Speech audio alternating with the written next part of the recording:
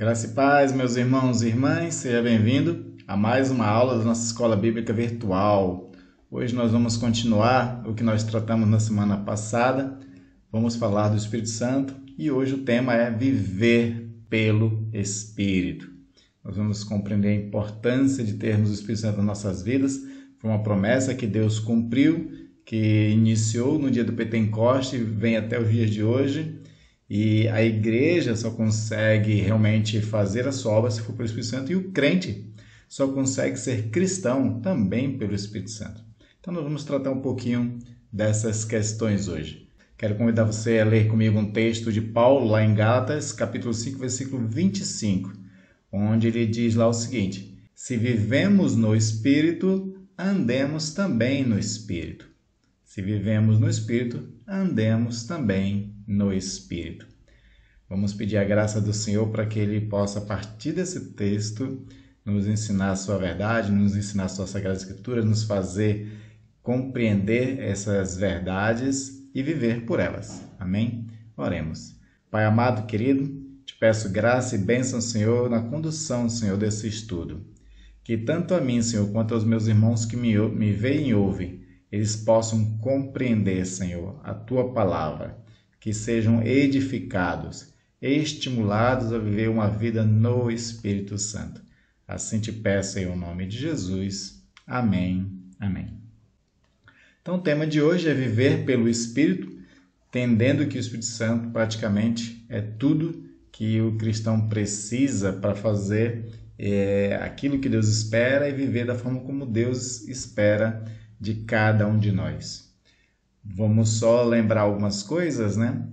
No Antigo Testamento, na Antiga Aliança, o Espírito Santo, o Espírito de Deus, habitava no templo e guiava Israel por meio da Torá, principalmente os 5 livros de Moisés.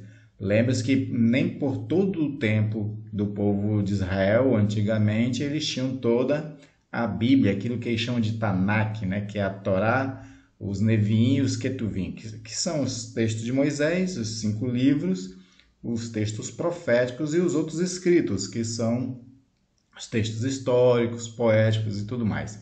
Eles não tinham esse texto completo por um longo tempo da sua vida. Esses textos só foram se completar no século II a.C.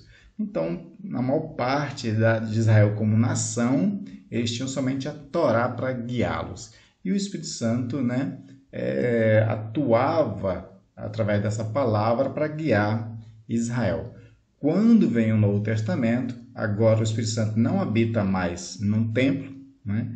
Ele, na verdade, ele vai habitar agora nos crentes, em todo aquele que confessa Jesus como Senhor, como Salvador da sua vida, faz habitação em cada um de nós e nos governa pela palavra de Deus. Jesus ele veio para estabelecer o reino, foi o que nós vimos nas lições anteriores. E ao vir estabelecer o reino de Deus é praticamente o governo de Deus sobre o seu povo.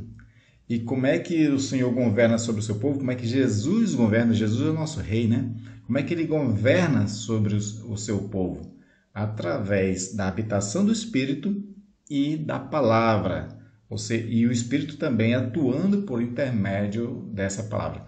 Então, por isso que a ideia é nós vivermos pelo Espírito, porque pelo Espírito, além de ele habitar em nós, ele também nos governa, estabelecendo assim o reino de Deus sobre nossas vidas, o governo de Jesus Cristo sobre nossas vidas, né?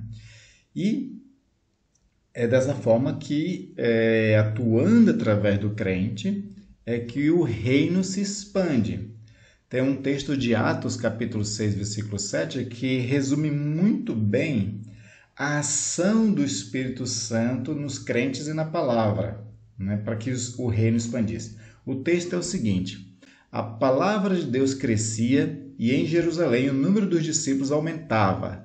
Também um grande grupo de sacerdotes obedecia à fé.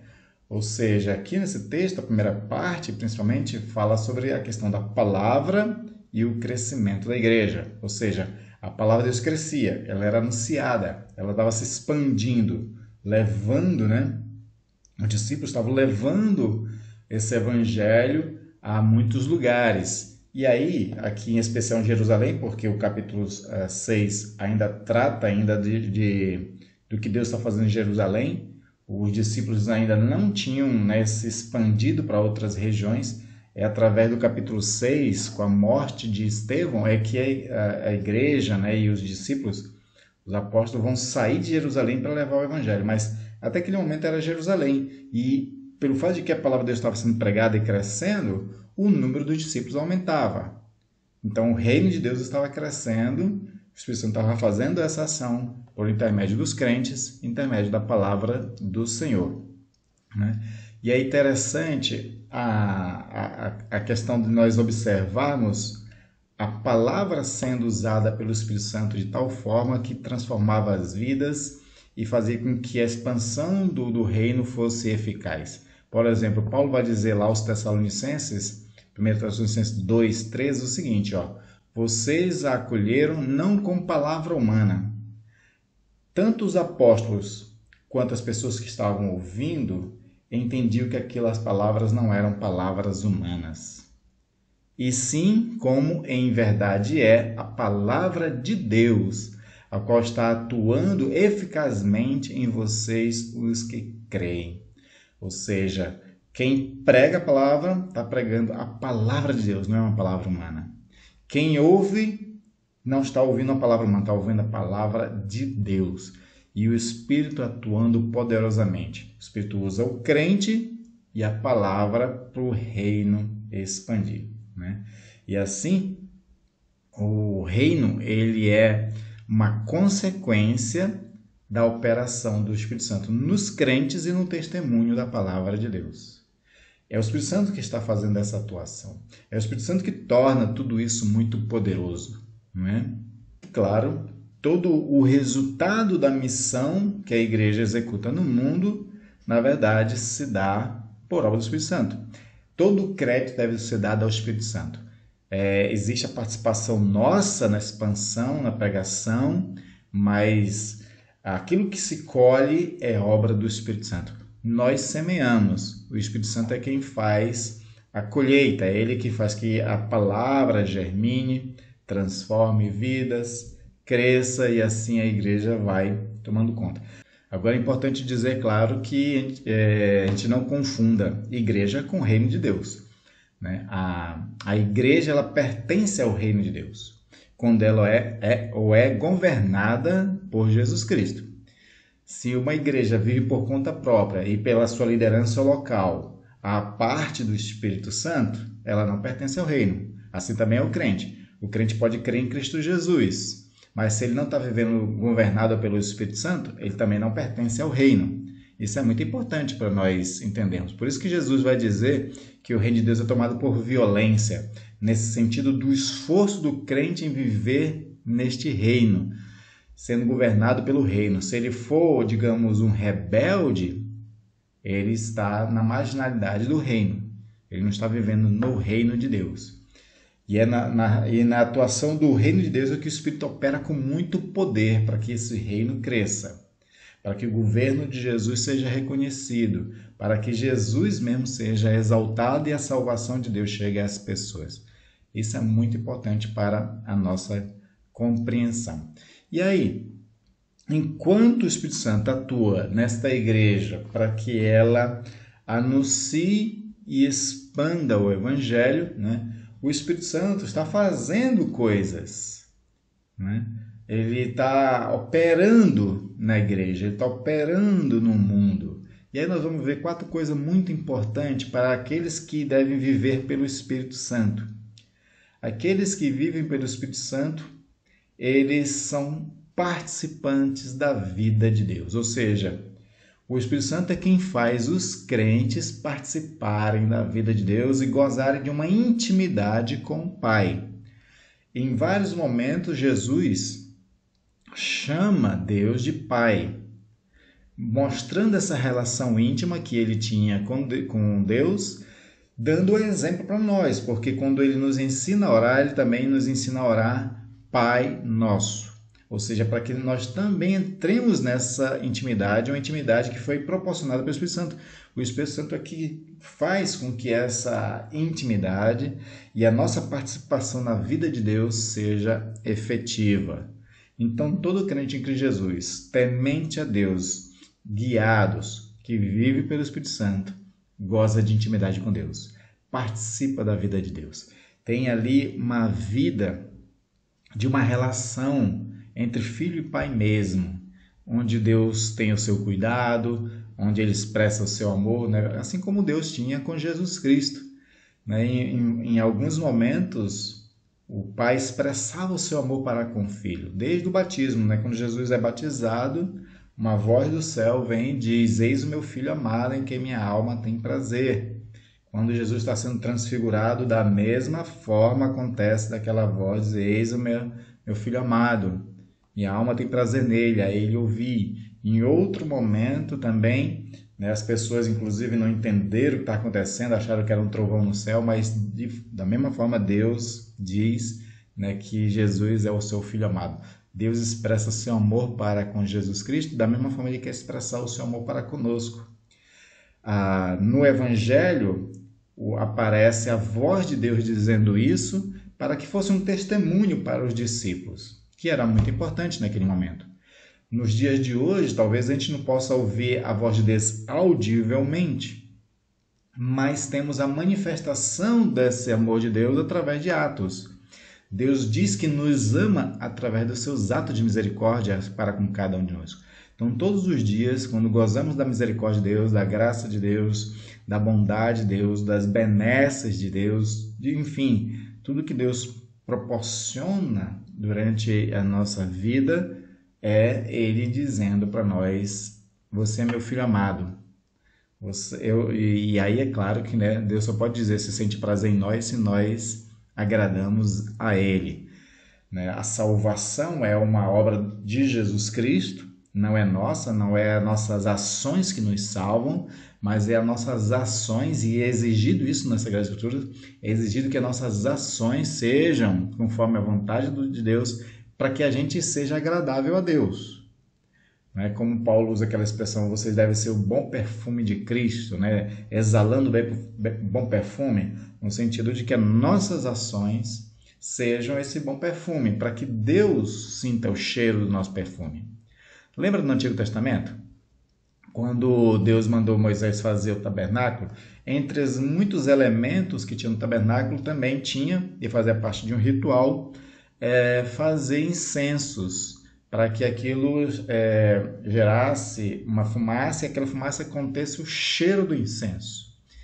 E aquele cheiro tinha que ser agradável a Deus, tanto que até os ingredientes do incenso era o próprio Deus que dizia qual devia ser usado, o que devia ser usado naquele incenso.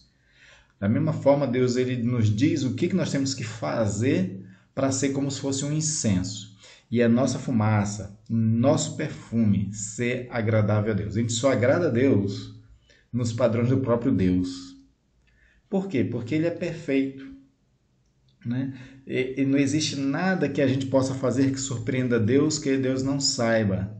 Então, diante dessa realidade de um Deus onisciente, conhecedor de todas as coisas, o que vai acontecer para que a gente possa agradar a Deus é Ele mesmo dizer o que lhe agrada, já que a gente não pode fazer nada de diferente.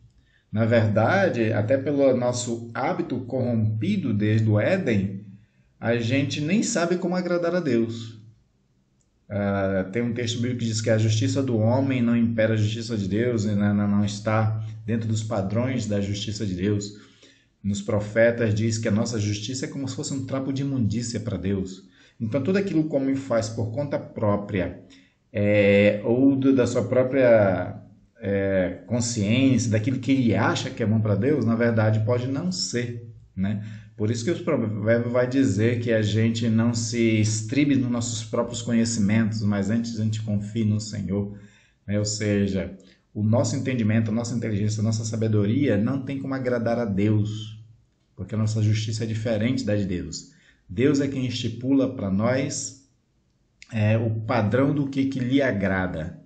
E aí, fazendo isso, é como se fosse, né, a vontade de Deus, a lei de Deus, o mandamento do Senhor, aquilo que exige nós nas Sagradas Escrituras, é como se fossem os ingredientes para fazer o incenso. E ao fazermos segundo a palavra, quando manifestamos através de nossas ações na nossa vida, né, atos de obediência à palavra de Deus, é o aroma que está subindo aos céus e agrada a Deus. Aí nós podemos ver a frase completada para nossas vidas também, assim como era para Jesus. Você é meu filho amado, em você eu tenho prazer. Deus quer ter prazer em nós, né? O Espírito Santo nos dá a oportunidade de viver a vida de Deus, né? Participar da vida de Deus, ter intimidade com Deus, de poder dizer Abba Pai, né? Como Paulo fala lá em Romanos capítulo 8, né? O Espírito nos leva a dizer Abba Pai, criando essa intimidade com Deus. E nós temos a oportunidade de não só ser amado, porque o fato de Deus nos amar não é por alguma coisa que a gente faça. O fato de Deus nos amar é porque Ele é amor. E Ele nos amou, né? João diz isso, né? Que Deus nos amou primeiro antes de que a gente amasse a Ele. Então, o fato de que Deus já nos ama, isso é dádiva, é presente, é graça da parte de Deus. Mas nós temos o trabalho de ser agradáveis a Deus. Então, Deus nos ama e nós temos a oportunidade de agradar a Deus. E nós temos o auxílio do Espírito Santo para isso, né? Então, o primeiro ponto, né, daqueles que vivem pelo Espírito Santo é participar da vida de Deus, da intimidade com Deus.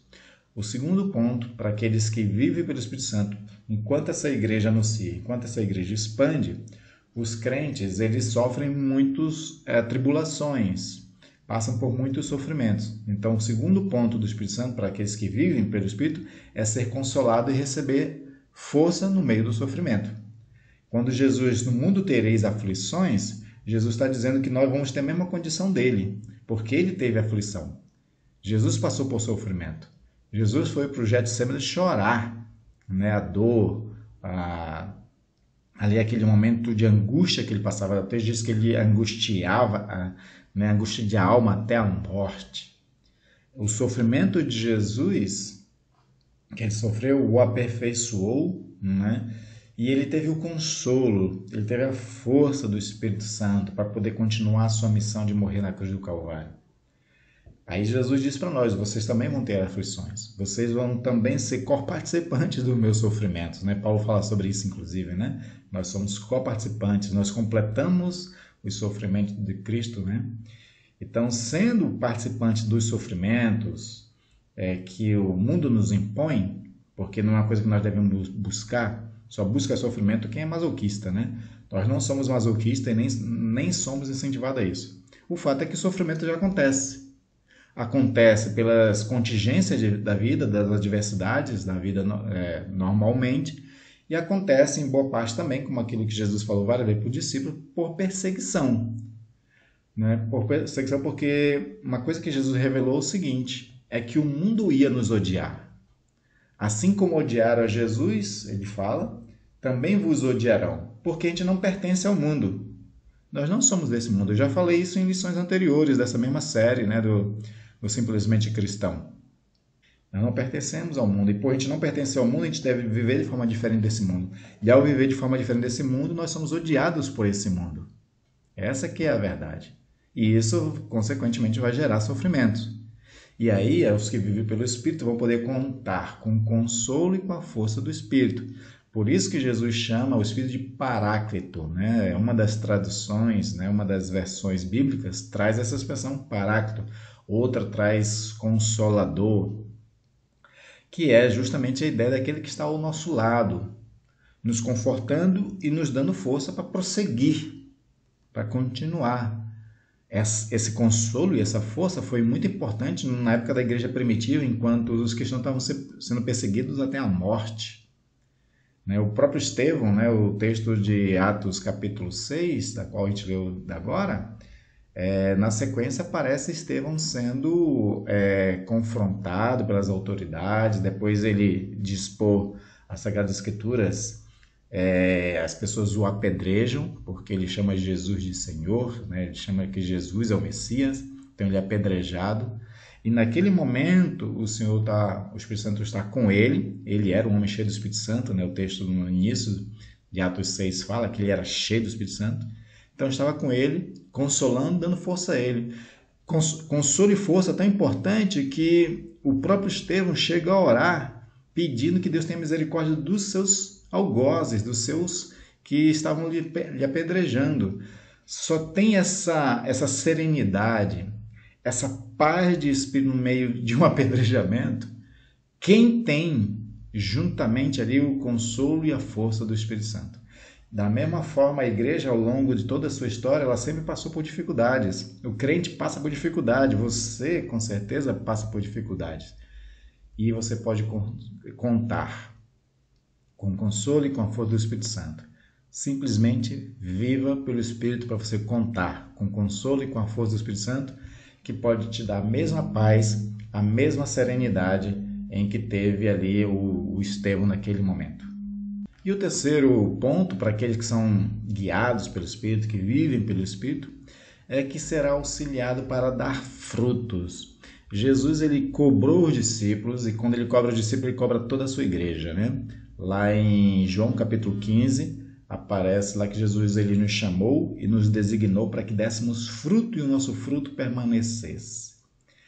Então nós fomos desafiados por Jesus, cobrados por Jesus para dar frutos, só que a gente não tem como dar frutos espirituais, que são os frutos que o Senhor espera de nós, sem auxílio do próprio Espírito.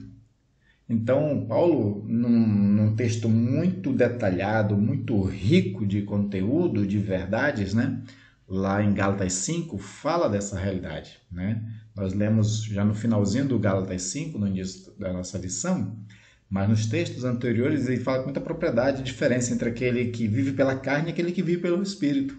O que vive pela carne, né, como ele também diz em Romanos capítulo 8, pende para as coisas da carne. E as coisas das carnes são paixões pecaminosas, corrompidas, paixões que nos levam para a perdição, que nos distancia cada vez mais de Deus. E aqueles que andam pelo Espírito, que vivem pelo Espírito, esses dão frutos espirituais.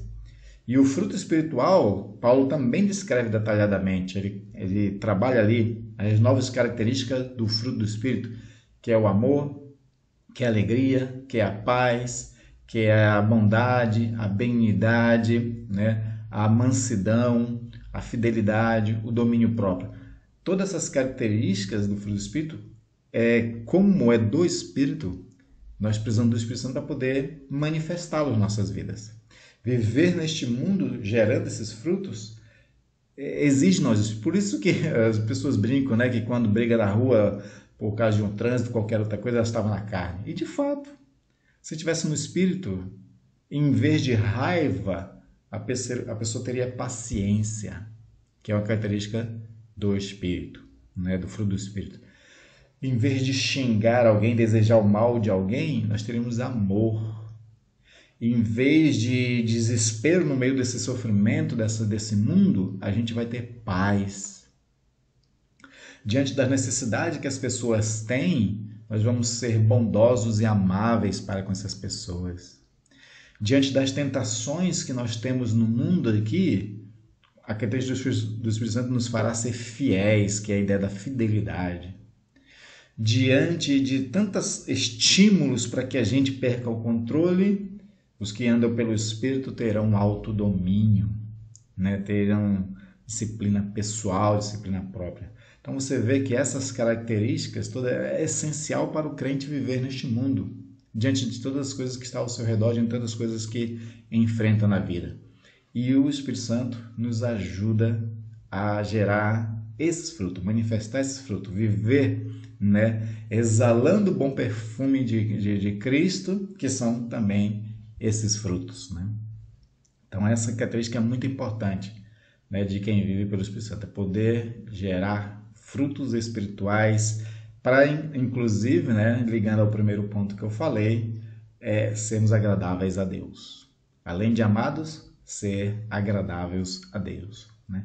E o último ponto, né, na verdade, o Espírito Santo ele gera tantos benefícios nas nossas vidas. Quem vive pelo Espírito Santo tem tantos benefícios, né, de cura, de tanta coisa, Mas eu estou colocando 4 aqui para nós refletirmos, né? E o último que eu coloco aqui é a ideia da capacitação que o próprio Espírito dá para a sua igreja, para o crente, cumprir a sua vocação. Todos nós fomos vocacionados pelo Espírito Santo. Todos nós. Quando dizemos sim a Jesus Cristo, ao chamado do Evangelho, né? Quando com o coração cremos e com a boca confessamos, né, que Jesus é Senhor, esse momento fez com que o Espírito Santo viesse sobre nós, fizesse habitação em nós, e uma vez que ele faz habitação em nós, como nós já fomos na lição anterior, né, de ser selados, ali também somos vocacionados. Nós ganhamos um sentido, um propósito para a vida. Só que essa missão, essa vocação e cumprir um propósito só se torna possível se o Espírito Santo nos capacitar para isso. E uma vez que ele habita em nós, então ele age poderosamente através de nós, nos capacitando para poder realmente conseguir ser efetivo na nossa vocação, na nossa missão. O poder de Deus opera através de nós. Paulo fala isso várias vezes, né? Que não eu, mas o Espírito Santo que habita em mim, o poder de Deus que opera através de mim. Ele reconhece várias vezes isso, né? E ao reconhecer que nós precisamos do Espírito Santo, aí nós oramos, nós pedimos, ou ele já nos dá e a gente só descobre e desenvolve os dons espirituais, que é o poder do Espírito Santo para que a gente execute bem a nossa missão. Os dons espirituais é o poder do Espírito Santo em nós. E aí eu creio que todos nós recebemos dons espirituais. Alguns nunca ativam e outros não desenvolvem o suficiente. Nós temos que descobrir o nosso dom, porque a vocação está ligada ao dom, né? Então, quando a gente descobrir a nossa vocação, a gente vai saber quais são os dons que já estão presentes ali, para que a gente atuar através desses dons, desenvolvendo esses dons, porque quanto mais a gente desenvolve, mais eles crescem e a gente vai ficando cada vez mais habilitados, né, com aquele dom. A gente ganha habilidade dentro do próprio dom. É muito reflexo essa ideia, né, daquilo que Jesus falou sobre os talentos, né? Claro que o talento, especificamente na parábola, era uma moeda, mas nós podemos aqui também fazer, né, usar a analogia, o símbolo, para falar dos dons espirituais. Então, o Senhor concede um dom a alguém, a outro 2, outro 5, né? E tem aqueles que enterram o seu dom, que nunca manifesta. Tem aqueles que desenvolvem e multiplica. E tem aqueles que vai recebendo mais ainda por executar bastante o seu dom e vai recebendo mais dons ainda. Então, de fato, nós podemos contar com esses dons na nossa vida, né, nos nossos ministérios pessoais. E aqui eu quero falar da questão do ministério não como uma função específica dentro da igreja, porque nós, infelizmente, né, usamos essa ideia de ministério somente para quem é pastor, né, pastora, que tem uma função específica dentro da igreja. Na verdade, a palavra ministério no Novo Testamento quer dizer diaconia, que é serviço. Então, todo mundo foi chamado para um serviço, independente de ter cargo ou não na igreja. Se você é um crente em Cristo Jesus, você tem uma vocação e você deve prestar um serviço, cumprir um propósito. Então, nós precisamos do Espírito Santo, dos seus dons, para cumprir bem os nossos ministérios. A pergunta é, você está executando bem o seu ministério? Você está prestando um bom serviço a Deus, na igreja, no mundo? Você está executando a sua vocação, usando os dons espirituais? Se não está, ainda é tempo. Enquanto você está aqui nessa vida, é tempo. Então, gaste, né, se você ainda não sabe qual é a sua vocação, se você ainda não sabe quais são os seus dons, gaste um tempo em oração. E se quiser, faça até jejum também. E o Senhor vai te revelar, né? Se você realmente estiver interessado, Ele revela. Se você realmente quiser servir a Deus, Ele vai revelar a sua vocação, os seus dons, e aí comece a atuar.